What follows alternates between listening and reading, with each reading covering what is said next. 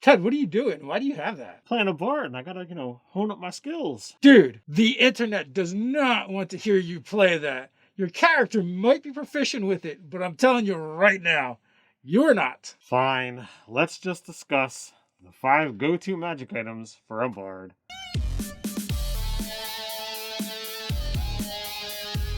Welcome to Nerdarchy, for nerds by nerds. I'm Nerdarchist Dave, and as usual, I'm joined by this nerd. Nerdarchist Ted. If you want to keep seeing the bards of YouTube regale you with tales of D&D, make sure you pluck at that subscribe button. And if it's the magic of Nerdarchy you're looking for, then you might want to attune to that notification bell. If you want to keep in tune with what's going on with Nerdarchy, there's a great way to do it. It is Nerdarchy the newsletter. There will be a link in the description. And when you sign up for that newsletter, not only will you get the awesome newsletter, but you're going to get a free coupon code to get some free Nerdarchy swag. All right, with that, we're going to jump into our video, and we're going to go with our 5 go-to magic items for a bard. You want to kick us off? What do you think? What do we got here? All right, well, if we're talking about, magic items for bards, I think the instrument of the bards has got to be on the list. It's a wondrous item, the rarity varies, and it requires attunement by a bard. An instrument of the bards is an exquisite example of its kind, superior to an ordinary instrument in every way. 7 types of these instruments exist, each named after a legendary bard college. Following table lists of spells common to all instruments as well as the spells specific to each one and its rarity. A creature that attempts to play an instrument without being attuned to it must succeed on a DC 15 Wisdom saving throw or take 2d4 psychic damage. You can use an action to play the instrument and cast one of its spells. Once the instrument has been used to cast a spell, it can't be used to cast that spell again until next dawn. The spells use your spellcasting ability and save DC. You can play the instrument while casting a spell that causes any of its targets to be charmed on a failed saving throw, thereby imposing disadvantage on the save. This effect applies only if the spell has a somatic or material component. So there's a long list of, spells. So there is 7 different types of them, and all of them gain, a set of spells to go along with it as well.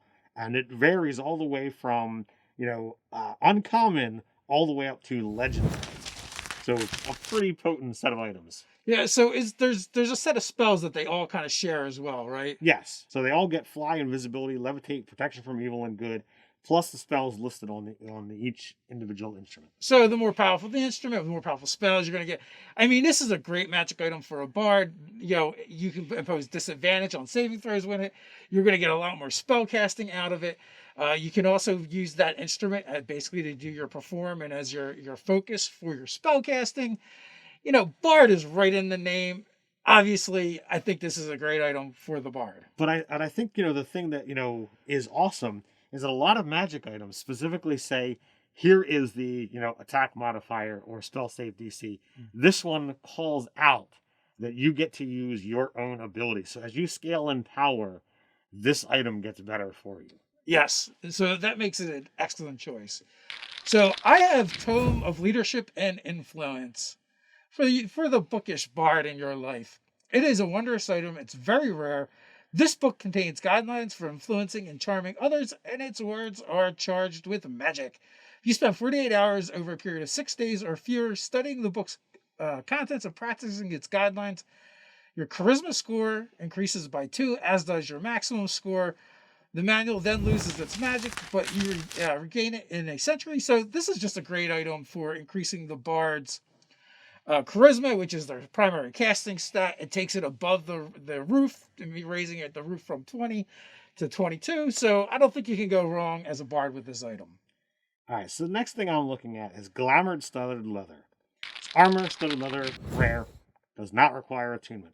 While wearing this armor, you get a +1 bonus to AC. You can also use a bonus action to speak the armor's command word and cause the armor to assume the appearance of a normal set of clothing or some other kind of armor. You decide what it looks like, including color, style, and accessories, but the armor retains its normal bulk and weight. The illusory appearance lasts until you use this property again or remove the armor. Made of tough but flexible leather, studded leather is reinforced with closed rivets or spikes. So, bards who want to look fabulous but have protection at the same time, this is your go-to, man. It's like, look, I can have this be like, just a normal set of, beautiful shirts, But at the same time, when, that monster's clawing at me, I've got protection. Not only that, too, is like, say you're giving a performance and you want to look like a knight. You can look like a knight wearing full plate. It won't protect you like full plate, but it'll look like it. So it gives you a lot of variety in that way. I think it's a great item for the bard on the go who never knows when he's going to be giving, or he or she is going to be giving their next performance. I think it's thematic for the bard. Absolutely. So I got Deck of Illusions. This is a wondrous item, and it's uncommon, does not require attunement, which is always nice. This box contains a set of parchment cards. A full deck has 34 cards. A deck found as treasure is usually missing a die 20 -1 cards. The magic of the deck functions only if the cards are drawn at random. You can use your other deck of playing cards to simulate this deck. So that's kind of cool. You can have a prop. You can use an action to draw a card at random from the deck and throw it to the ground at a point within 30 feet of you. I mean, that's pretty much magic right there. Being able to toss a playing card 30 feet and have it land where you want. Impressive. An illusion of one or more creatures forms over the thrown card and remains until dispelled. An illusionary creature appears real, of the appropriate size, and behaves as it were a real creature, except that it can do no harm. While you're within 120 feet of the illusionary creature and you can see it, you can use an action to move it magically anywhere within 30 feet of its card.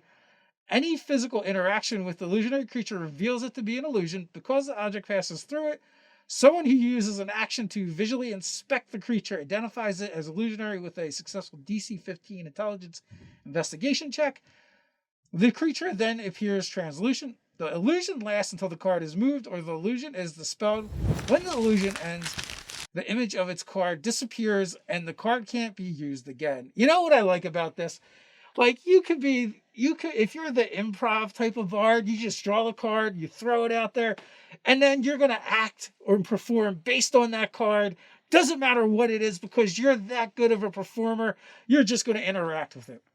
Now, one of the things that came up when we were kind of talking about these magic items is this illusion can literally last forever. Yes.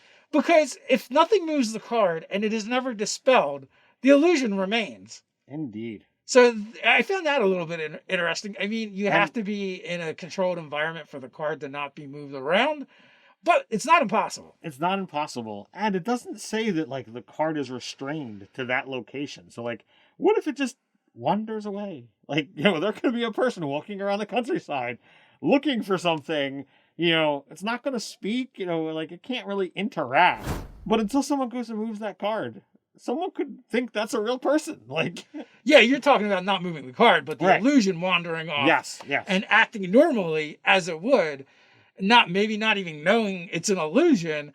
Like, that could be a whole plot in of itself for an adventure where, somebody comes up to you, I need help, I don't remember anything, beyond being in this one spot. And then, like, the players go back to that spot. Maybe they never touch the illusion and they see the card and they go and pick it up and then the person disappears and then maybe they never knew it was an illusion. I don't know. There's different ways you can go with that. It's a lot of fun. You might have to, figure out, whether you're saying this illusion has the ability to speak or not.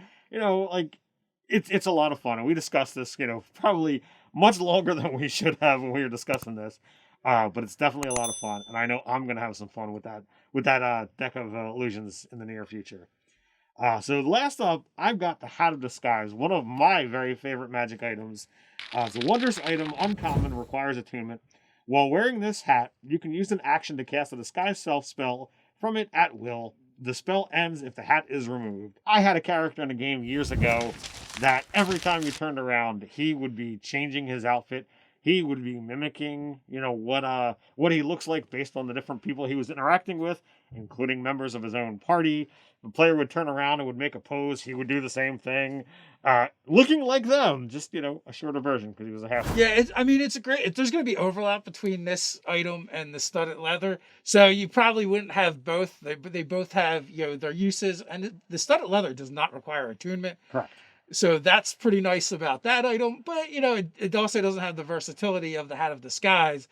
But also the Hat of Disguise isn't going to keep arrows from sticking in you. That is true. But I think there's more versatility, with the Hat of Disguise. You forget costume changes, you just voila. And, you know, you can change your race, you can change your size to a degree with Disguise Self. So, very useful, very fun, very informative. And when you've got that high charisma, let's go ahead and roll some deception checks and just make it happen. Throw in the actor fee and you're set. So what do you think? Did we hit the mark with these magic items? What did we miss? Let us know in the comments below. If you like Bard discussions, we have another one you can check out. 5 go-to Bard spells for Tier 1. It'll be up here. And if you're looking for more bards and more magic items, we've been known to create those over on our Patreon. We make 5e content every month for 5th edition. But that's not all. We do weekly live chats for our patrons. We also have giveaways that our patrons are automatically entered in, and more. So until next time, stay nerdy.